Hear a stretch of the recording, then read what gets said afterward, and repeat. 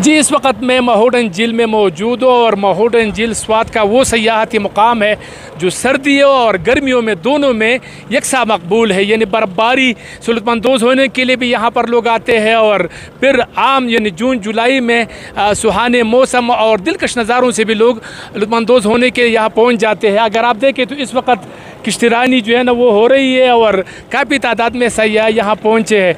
छुट्टी के दिनों में यहाँ पर सयाह काफ़ी तादाद में पहुँचे हैं और वो इंजॉय कर रहे हैं। अगर आप देखें तो फैमिलीज़ वगैरह जो है ना इस वक्त और झील के दोनों तरफ मतलब वो यानी एक कोने से दूसरे कोने तक जो है ना वो जाते हैं।